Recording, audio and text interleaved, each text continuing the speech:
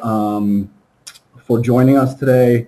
We have a really exciting information to provide you. This is Jack Crawford, and I am in business development at Transposogen Biopharmaceuticals. And we have, as you may know, there have been a number of increasing tools and technologies for genome editing, creating knockouts in cells, animals, all sorts of different organisms, and these tools are very exciting, and we thought it might be interesting and useful for everyone to have a webinar. And so today I'd like to introduce our presenter, Dr. Blair Madison. He received his BA in biology from Washington University in St. Louis in 1998 and his PhD in cell and molecular biology in 2005 from the University of Michigan, and has 8 years of postdoctoral and industry experience. His research has focused on developmental biology, mobile DNA elements, mouse models, and cancer. And with that, I'd like to turn it over to Blair for giving the informational seminar.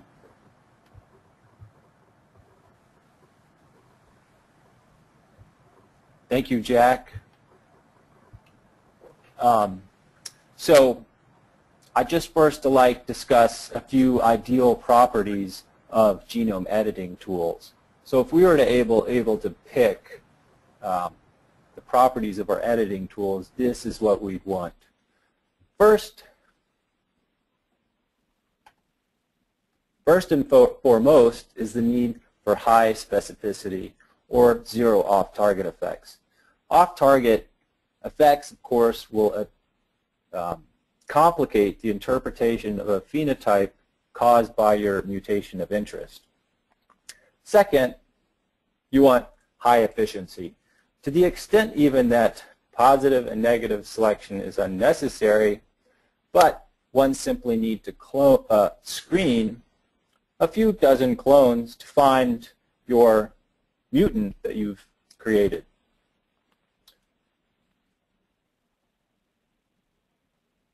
One advantage of high efficiency tools such as site-specific nucleases is that they provide exponential enhanced homologous recombination. Such tools should also have zero or low toxicity and are preferably safe to use in any cell type from any organism. Such tools should also be very easy to design and construct in the laboratory and have low cost. Genome manipulation should also be applicable to any site anywhere in the genome, and considering the increasing desire for tools that work efficiently in rats, livestock, fish, multiple animal models, and of course humans, such tools should work in virtually any organism. And really the exciting news that I have to share with you today is that site-specific nucleases that have been developed in the past few years are very close to achieving these goals. So what is a site-specific nuclease? Bear with me here so that everyone is familiar with the basics of this technology. We've known about and discovered many site-specific nucleases over the past 4.5 decades. They're known as restriction enzymes that bind and cut specific short DNA sequences. The nuclease domain of one restriction enzyme, FOC1, can be fused to a larger sequence recognition domain which specifically binds, say, a 9, 12, or 15 nucleotide sequence. Since dimerization of the FOC1 nuclease domain is required for nuclease activity, a cognate fusion protein also containing a FOC1 nuclease domain is required for nuclease activity.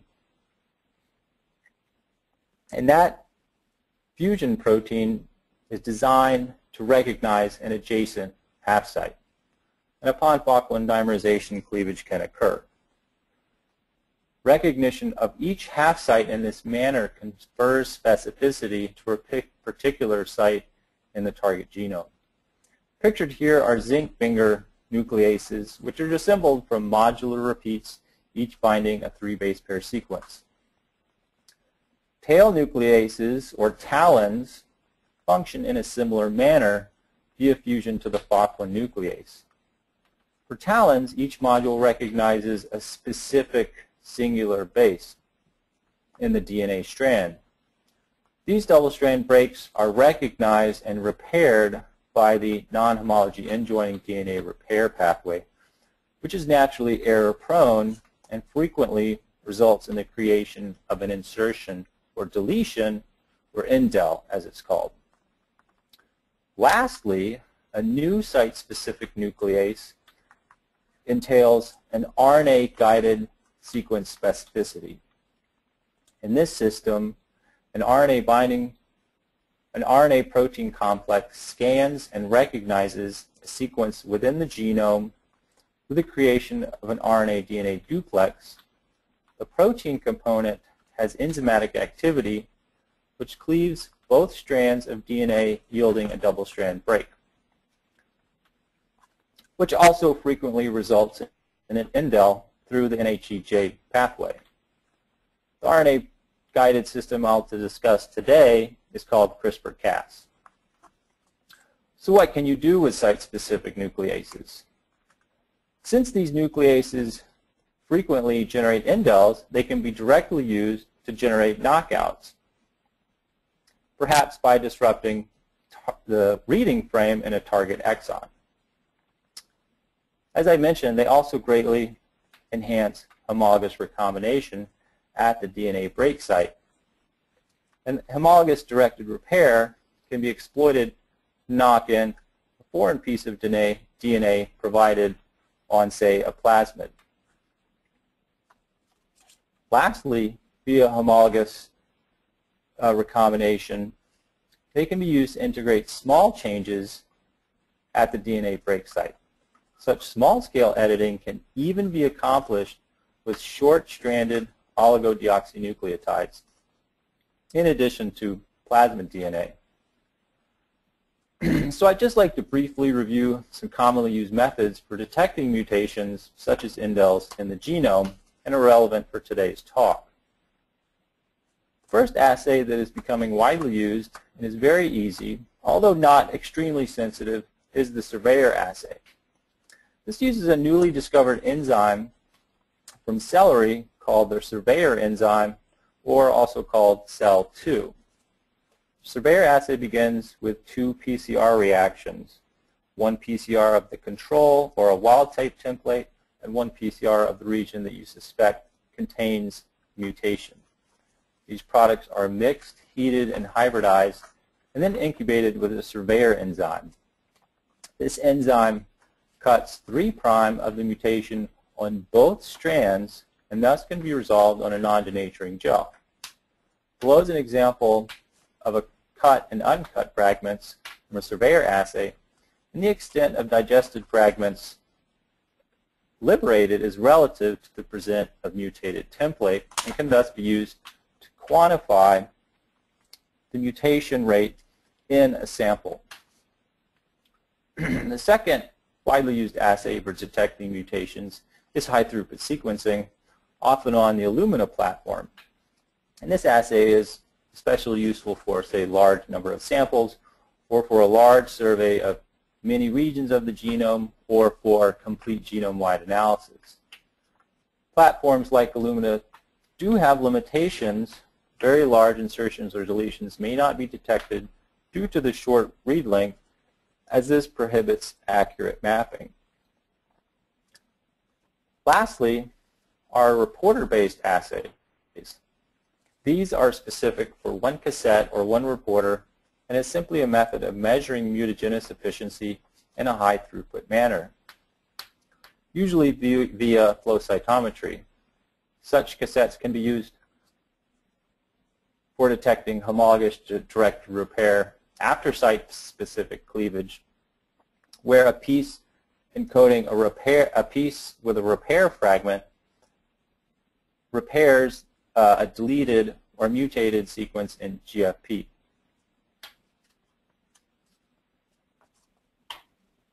Secondly, these reporters can also be used to detect indels that create a frame shift.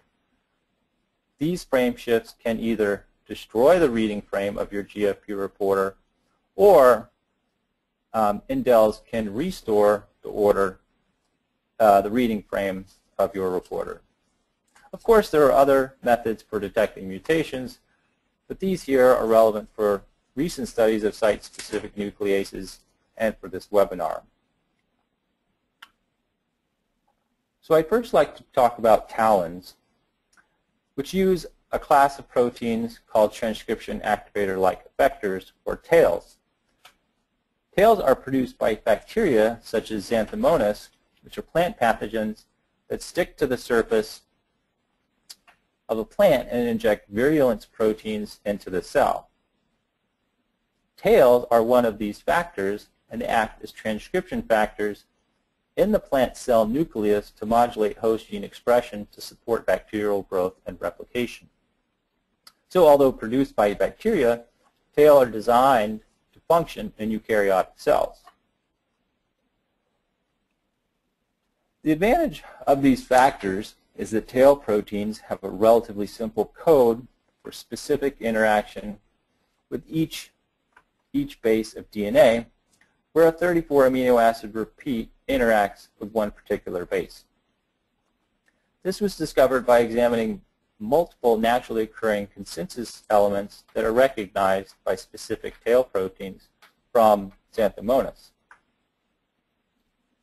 The specificity is conferred by a repeat variable dye residue, or RVD, which participates in direct interaction with a given base.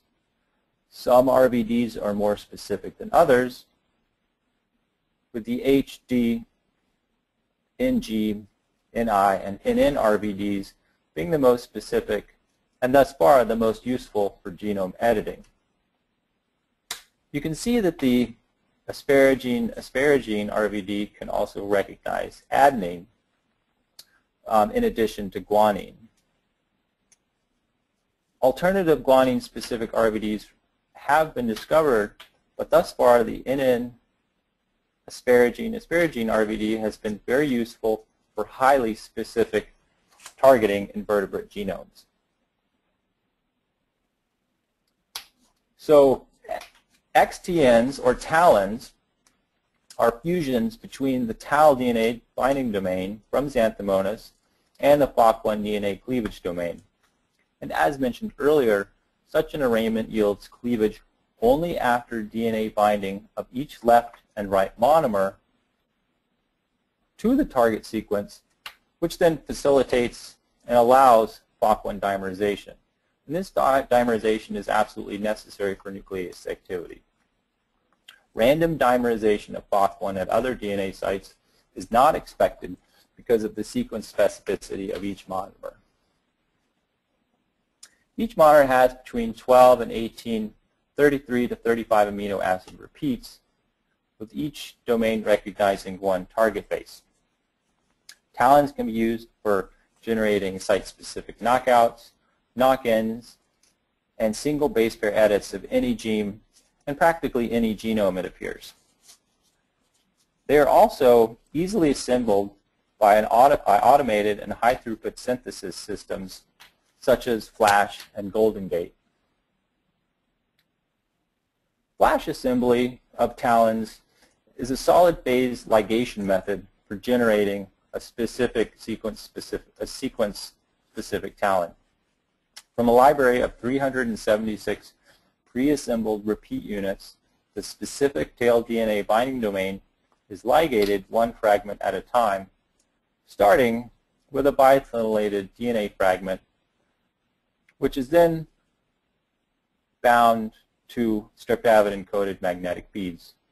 Ligation reactions are followed by a wash to remove unreacted fragment, and the next fragment is ligated. The final fragment is released from beads via restriction digest. this process can be automated with liquid handling machines for large-scale production or for medium-scale production in 96 well plates and a multi-channel pipette. Thus, with medium-scale or large-scale production, the cost per production of each talon can be quite low.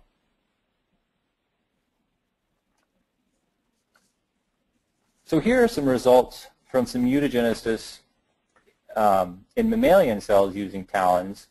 And the assays here are the Surveyor assays, which detect mutated template after talon-directed mutagenesis.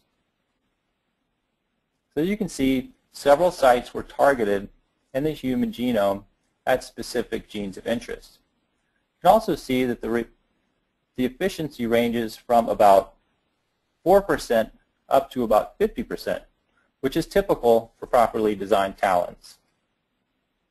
This assay is straightforward and gives you immediate results about the success of your mutagenesis, but is not incredibly sensitive, can detect about 1% mutated fragments in a population.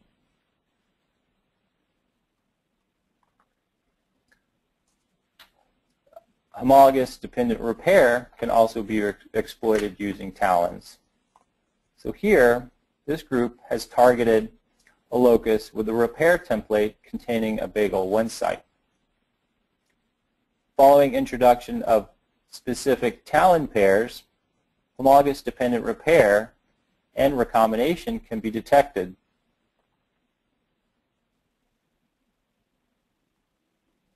In addition, another group targeted human embryonic stem cell lines for homologous recombination of short single-stranded oligodeoxynucleotides for the creation of an AKT2 mutant. This AKT2 mutant creates a constitutively active AKT.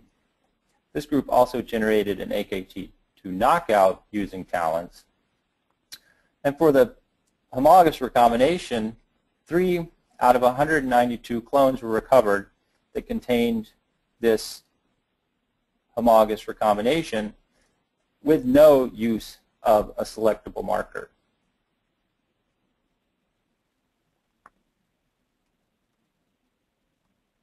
So how might one maximize talon specificity and activity? So one feature of talons is the use of a defined spacer sequence. So the spacer sequence between each talon provides some specificity. So the 28 plus 28 talons have 28 amino acids from the tail domains, and the 63 talon pairs have 63 amino acids. Both give very good activity, but you'll see the 63-63 arrangement gives very high activity at with several spacer lengths. Other talon fusion proteins have created that also have defined spacer spacing, and this helps confer specificity. In addition, one can use obligate FOC1 heterodimers. FOC1 normally forms homodimers for cleavage, but through mutagenesis, this group has created FOC1 heterodimers that can only pair with the cognate FOC1 enzyme. And you'll see from this one study that these obligate heterodimers, at least in this one scenario, actually enhance the mutation rate. Perhaps in future studies, we'll know whether incorporating the new RBD domain for guanine may help with talon specificity. But we do not know yet how this RBD performs in mutagenesis reactions. In addition, talons have this interesting property of having enhanced activity at lower temperatures. So if one is able to briefly cold shock cells or embryos, you should get higher talon activity. This may be why talons are so efficient and active in zebrafish, which of course can be cultured and raised at lower temperatures than most mammalian cells. So what about off-target cleavage of talons? Well, luckily, there's been little to no report of off-target activity reported for talons. This includes recent studies that have performed genome-wide Illumina sequencing to search for off-target effects, and the results were that they found none. So talons do appear to be very specific with very low off-target activity. But one interesting finding in zebrafish indicated that there could be toxicity possibly due to off-target effects. This group found that using wild-type FOC1 homodimers fused to tail domains, that they saw a higher rate of embryo deformity. With the obligate FOC1 heterodimers, they did not see this rate of deformity, suggesting that this increased specificity perhaps confers lower off-target effects and thus less deformities. But it is not clear actually what caused the deformities in this study. So how will you know if your talon will function properly, and how will you know if your talon will cut? Well, this depends really on chromatin accessibility. This is difficult to predict for any locus, especially since different cell types will have different chromatin structures at different locations. So the same locus may cut very well with your talon, but have different cutting efficiency at different cell lines. And all talons are not created equal. Some will naturally and inherently be more efficient than others. But thus far, 80 to 90% of talons that are constructed bind and cut their target site if designed correctly. These cutting efficiencies can be measured, as I mentioned, with cell 1 or surveyor assays, PCR topocloning and sequencing. And these cutting efficiencies of your successful talon can range from 2% to say 50%, with typical numbers being from 5 to 20%. So it's very likely that a talon will cut 80 to 90% of talons designed will bind and cut their target, and of those successful ones, the mutation rate will be about 5 to 20%. The second site-specific nuclease I'll be discussing today is CRISPR-Cas. This is a very new and exciting tool that shows very high activity. CRISPR-Cas genes are naturally found in a variety of bacteria and archaea and comprise an immune response to phage DNA or other foreign DNA. The CRISPR-Cas system I'll be discussing today is from Streptococcus pyogenes. The CRISPR-Cas pathway consists of 3 components: a tracer RNA, Cas proteins, and the clustered, regularly interspaced short palindromic repeats, which encode a second RNA component.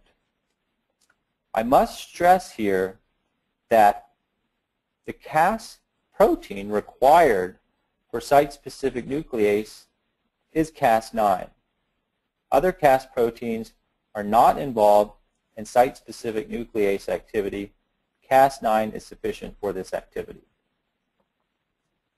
CRISPR-Cas pathway I'll explain here is a type 2 system where a CRISPR array encodes a long RNA of repeat and spacer sequences.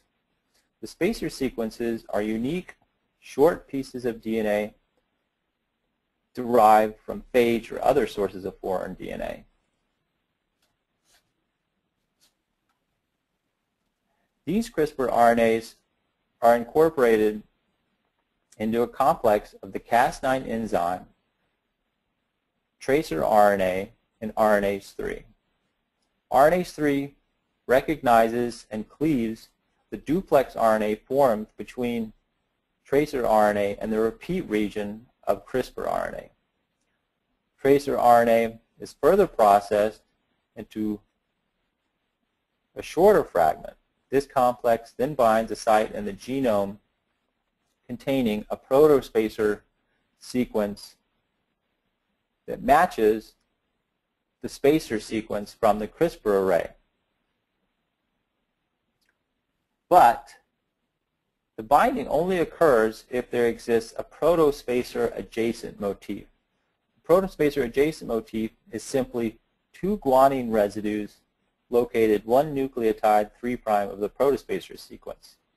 This motif is absolutely critical for the binding of the Cas9 complex to the protospacer. The absence of the PAM sequence in the CRISPR array prevents cleavage of the host genome. So following binding to the complementary strand, the Cas9 nuclease makes two cuts, one on each strand, which yields a double-strand break.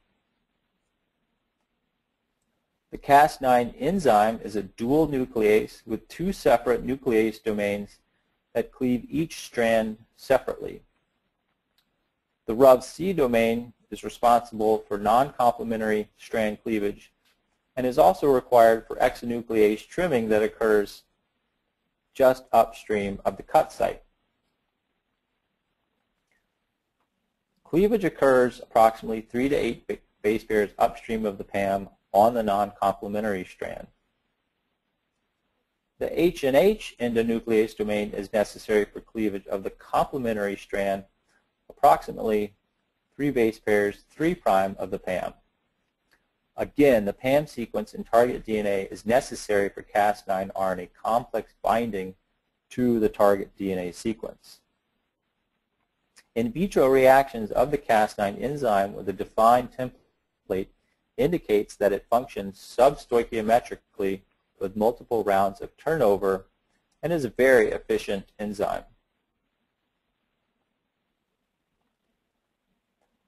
What has been discovered about CRISPR-Cas is that any sequence can be incorporated into the CRISPR RNA to target essentially any site in the genome. This has been accomplished in multiple vertebrates. Here's an example in human cells where CRISPR RNA has been targeted to the EMX1 gene. The Cas9 nuclease generates double-strand breaks, and these breaks are repaired by the error-prone non-homologous end joining pathway, which often causes an insertion or deletion. Here is a surveyor assay from this group showing illustrating the necessary components for CRISPR-Cas targeted nuclease activity. As you can see, the Cas9 enzyme is required, whereas RNase 3 is not required, and you do not need to be provided, and is presumed to be provided by the host cell. Of course, tracer RNA and CRISPR RNA containing the EMX1 sequence are required. So these three components alone are sufficient for the generation of an indel. For convenience, the CRISPR-Cas system was found to be fully functional for targeted mutagenesis when the CRISPR RNA is fused to a fragment of the tracer RNA to generate a chimeric RNA. These RNA components are often called guide RNAs or gRNAs. Now the system consists of two essential components, the chimeric RNA and the Cas9 enzyme. These components can be incorporated into bicistronic vectors for convenience. One simply needs to clone in a protospacer sequence to confer specificity. CRISPR-Cas components can be delivered to cells in various forms and via various methods. Constituents can be provided by a plasmid vector that is transfected, electroporated, or microinjected.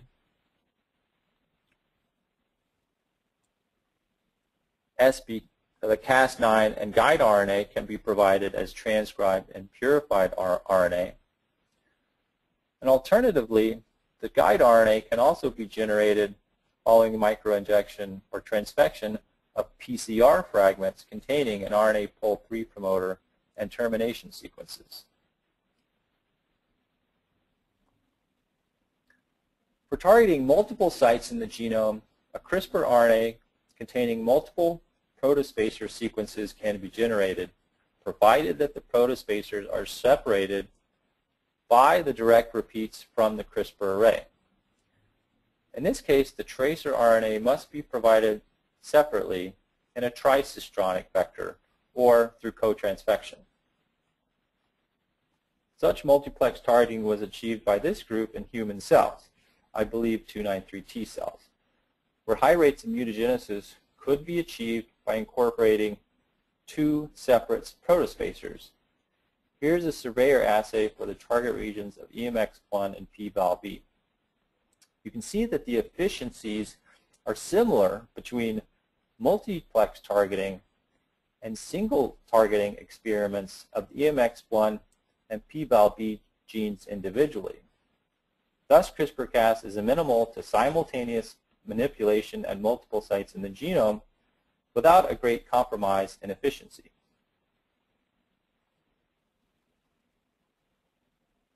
As I discussed for TALENs, CRISPR-Cas can also be used to exploit homologous dependent repair at the cleavage site in the genome. This can be accomplished by co-transfecting or co-injecting a homologous template. In this assay, homologous dependent repair and homologous dependent HDR-mediated repair of an EGFP mini-gene can be easily measured by flow cytometry. This mini-gene contains a sequence from the AAVS1 site in the human genome that is recognized by the co-transfected site-specific nucleases. This assay compares a TALEN's site-specific nuclease and two CRISPR-Cas constructs. As you can see, HDR is greatly enhanced, and in this particular experiment, CRISPR-Cas appears most efficient. Okay, aside from transformed cell lines, what other cell types can be targeted? CRISPR-Cas components, the Cas9 RNA and chimeric guide RNAs, can be microinjected into a one-cell zygote from mouse along with short, single-stranded oligodeoxynucleotides for homologous recombination. Homologous dependent repair rates from this experiment with the TET1 and TET2 loci were very high, with 6 out of 10 live mouse offspring possessing HDR at both loci. Knock-ins and knockouts can thus be made rapidly following a direct injection of zygotes. And these results are very exciting for targeting multiple genes that are part of large gene families. In summary, CRISPR-Cas has several unique advantages over other methods. It is clearly very easy to design and construct simply by cloning short oligos for incorporation into the guide RNA. CRISPR-Cas can also be used simultaneously to target multiple sites in the genome. This may be due to its very high efficiency. CRISPR-Cas is also active in a variety of species, including human, rodent, and zebrafish. Okay, CRISPR-Cas sounds great, but are there any disadvantages? Yes, one group reported very high rates of off-target cleavage, where indels could be found at various frequencies, and could actually exceed the rate of mutagenesis of the intended target site. This was true for targets that had mismatches at either the 5' half or the 3' half of the protospacer region, although off-target sequences were more likely to have mismatches in the 5' region of the protospacer. However, these studies were performed only in transformed cell lines, so it will be interesting to see if this rate of off-target mutagenesis also occurs in normal cells in vitro or in live animals. One way to minimize off-target effects with CRISPR-Cas, at least for applications of homology-directed repair, is the use of a Cas9 mutant that can only cleave the complementary strand. This enzyme, called a nickase, has an aspartate alanine mutation that inactivates RUBC-mediated cleavage of the non-complementary strand. This mutant yields similar rates of homology-directed repair and yields a much lower rate of indel generations.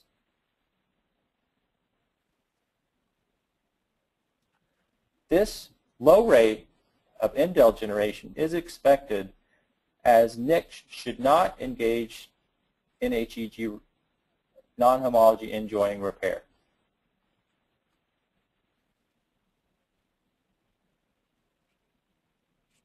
So here are some experimental results comparing the wild-type Cas9 enzyme with the aspartate to alanine mutant nickase for the rate of homology-directed repairs assay.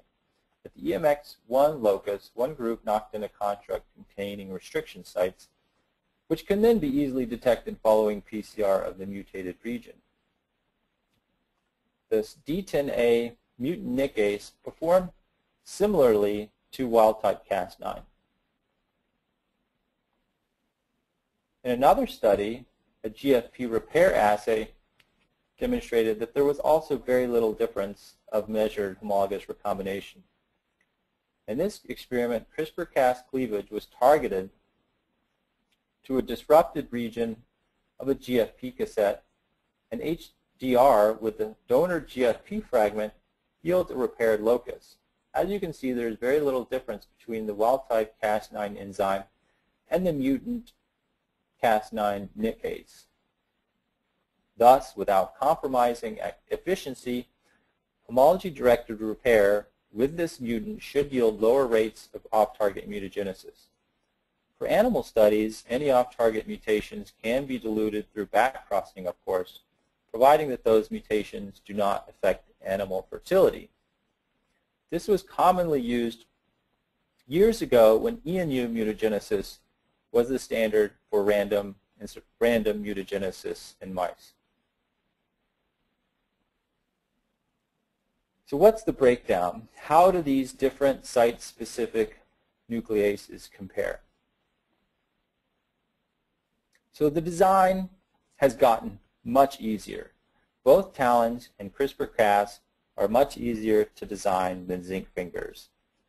Zinc finger domains are not as flexible, and there's more sequence-specific restraints that you must consider when designing zinc fingers and are thus more difficult to design.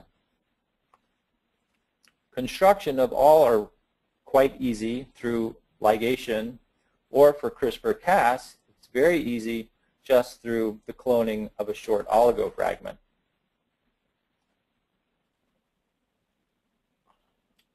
The rate of generating a successful enzyme is also variable, with the zinc finger being the most unpredictable, and pre-screening is absolutely necessary. TALENs have a very high rate of success, with 80 to 90% of TALENs that are generated do cut the intended target site, and we expect that CRISPR-Cas will also have a very high rate of success. The activity of these new reagents are also very high.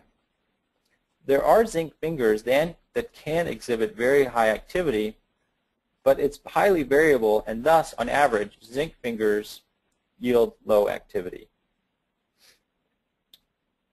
There is also variable off-target cutting.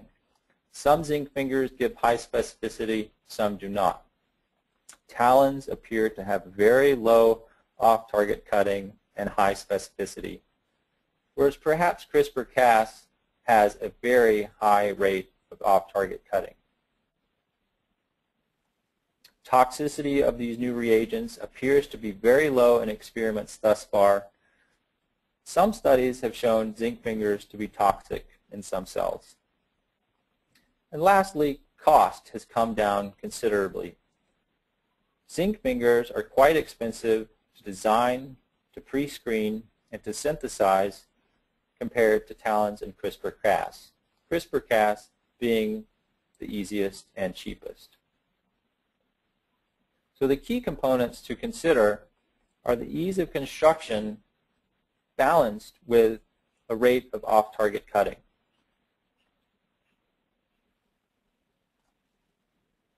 So what are some new and exciting things that these tools can do with regards to genome editing? I'd like to focus on TALENs and CRISPR-Cas because of their high efficiency and high activity. So both TALENs and CRISPR-Cas can yield biallelic targeting in diploid cells.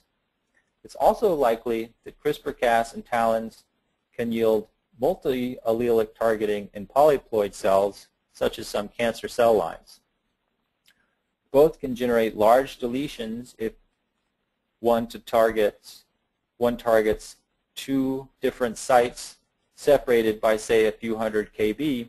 You can generate large deletions. Both are capable of mutagenesis following injection of a one-cell zygote from, say, zebrafish, rat, and mouse. And both can stimulate homologous directed repair with a single-stranded oligodeoxynucleotide for in vivo injection and production of mutagenized animals. Lastly, it is clear that CRISPR-Cas can be used for multiplex targeting. It is also likely that TALENs can be used for multiplex targeting as well. So I'd just like to say a few words about the piggyback DNA transposon. This DNA transposon was originally isolated from the cabbage looper moth and has demonstrated very robust activity as an insertional mutagen in vertebrate cells. This transposon has also been extensively optimized for unique applications. The piggyback transposon encodes a transposase that recognizes inverted terminal repeats that catalyzes excision of the transposon from DNA. The transposase also mediates integration into DNA at TTAA sequences. Excision of the piggyback DNA transposon almost always occurs seamlessly, with no footprint remaining after transposon excision. The piggyback transposase can also be supplied in trans to mobilize cargo, such as a gene trap, provided that the cargo is flanked by piggyback inverted terminal repeats. The transposon can be mobilized from a genomic site in transgenic animals or from episomal sources such as plasmid DNA. Thus, one can simply exploit piggyback as a random insertional mutagen or use it for gene delivery as an alternative to retroviral vectors, for example. One powerful and exciting application is the use of piggyback-mediated footprint-free genome editing. This approach can be used in conjunction with any of the site-specific nucleases that I've discussed today. It entails homologous recombination for knocking in a mutation or alteration within a targeting construct that also contains a selectable marker flanked by the piggyback inverted terminal repeats.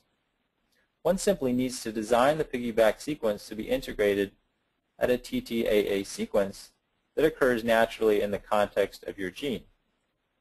Following homology-directed repair, one selects for puromycin or your marker of choosing, and then the transposon can be removed using a new piggyback transposase mutant that is defective for integrase function and can only mediate excision. This is termed an excision-only mutant. And thus, the resulting locus has been altered and selected for, but has no footprint and only contains your mutation of interest. Because of piggyback's large payload capacity, this approach can also be used to remove larger sequences, So certainly more elaborate modifications are possible. So thank you so much for listening to the webinar today. I hope you've learned a lot about site-specific nucleases.